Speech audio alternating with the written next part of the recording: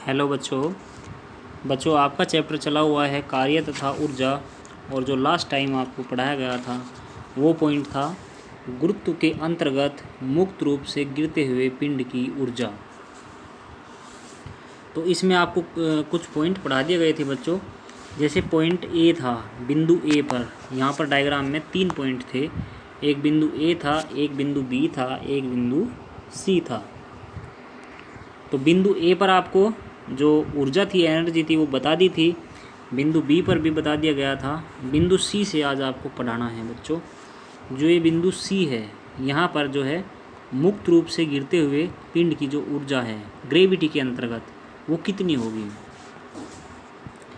देखो, पृथ्वी के बिल्कुल समीप, इनकी बहुत पास में उसका कोई बिंदु सी है, उस पर पिंड का वेलोसिटी जो होगी, वेग होगा जो v² बराबर u² प्लस 2gh।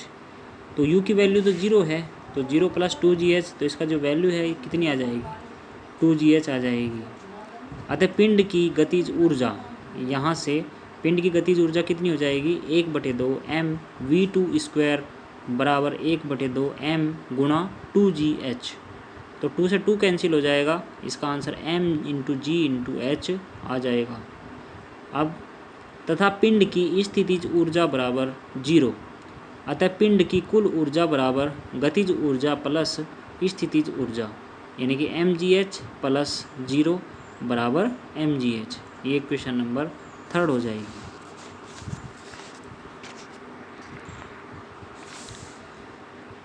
तो इस प्रकार देखते हैं बच्चों की जैसे जैसे पिंड जो है पृथ्वी की ओर गिरता है उसकी गतिज ऊर्जा बढ़ती जाती है, और जबकि स्थितिज ऊर्जा उसकी घटती जाती है। तो हमारे पास 3 समीकरणें आई हैं, समीकरण 1, समीकरण 2 व समीकरण 3 से स्पष्ट है कि घर्षण आदि अन्य बलों की अनुपस्थिति में पिंड की स्थितिज ऊर्जा तथा गतिज ऊर्जा का योग सदैव स्थिर रहता है, बदलता नहीं है। अर्थात गुरुत्वीय बल के अंतर्गत मुक्त रूप से गिरते पिंड की कुल यांत्रिक ऊर्जा सदैव नियत रहती है, चेंज नहीं होती। यही यांत्रिक ऊर्जा के संरक्षण का नियम है।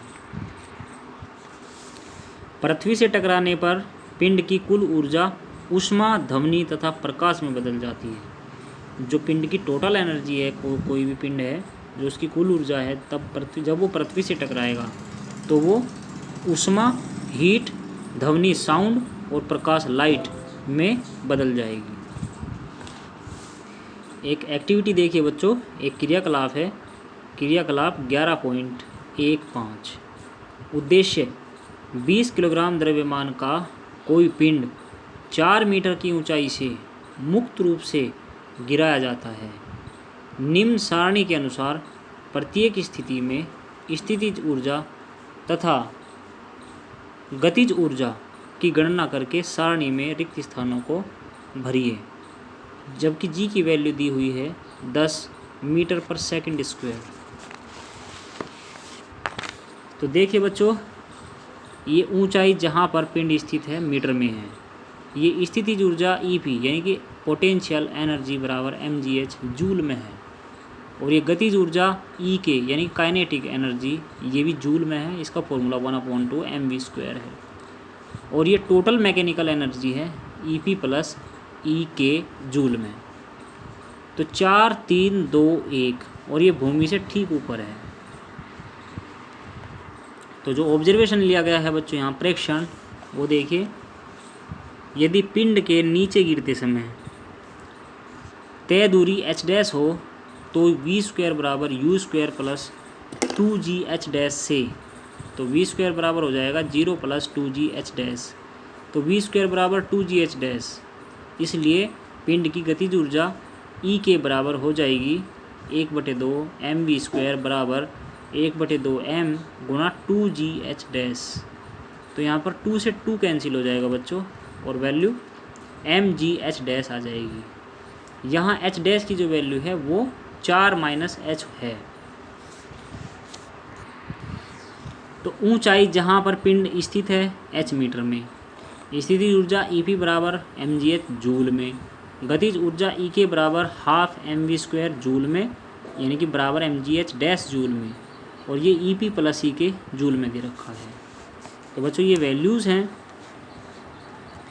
नंबर 4 पर EP बराबर 20 गुणा 10 गुणा 4 बराबर 800 जूल, और वैल्यू जो है इसकी EK की वो 0 है, और EP प्लस ई के 800 जूल है।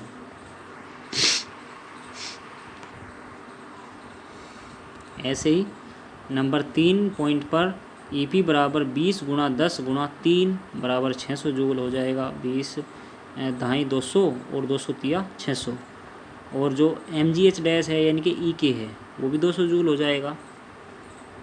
ठीक है, और जो EP प्लस EK है वो कितना हो जाएगा, 600 प्लस 200 यानी कि 800 जूल हो जाएगा। ऐसे ही नंबर 2 पर EP बराबर 20 गुणा 10 गुणा 2 यानी कि 400 जूल, और EK की वैल्यू भी 400 जूल, और EP प्लस EK की वैल्यू 800 जूल। ऐसे ही नंबर 1 पर EP बराबर 20 गुणा 10 गुणा 1 यानी कि 200 जूल, और EK की वैल्यू 600 जूल, और EP प्लस EK की वैल्यू 800 जूल। ऐसे ही भूमि से ठीक ऊपर, तो भूमि से ठीक ऊपर जो स्थितिज ऊर्जा है वो 0 होगी, और जो गतिज ऊर्जा है वो 800 जूल होगी, और जो स्थितिज प्लस गतिज ऊर्जा है वो भी 800 जूल होगी। तो परिणाम देखिए इस प्रकार से स्पष्ट है कि मुक्त रूप से गिरते हुए पिंड की कुल यांत्रिक ऊर्जा अर्थात गतिज ऊर्जा एवं स्थितिज ऊर्जा का योग नियत रहता है। देखो, अगर कोई भी चीज़ फ्रीली फॉल डाउन हो रही है, अगर स्वतंत्रतापूर्वक ऊपर से नीचे की ओर गिर रही है कोई भी पिंड, तो उसकी जो कुल यांत्रिक ऊर्जा है, जो उसकी टोटल मैकेनिकल एनर्जी है, वो हमेशा योगफल होगा गतिज ऊर्जा प्लस स्थितिज ऊर्जा का, अर्थात कुल यांत्रिक ऊर्जा बराबर गतिज ऊर्जा प्लस स्थितिज ऊर्जा। नेक्स्ट पॉइंट बच्चों आपको यहाँ से बाद में पढ़ाया जाएगा।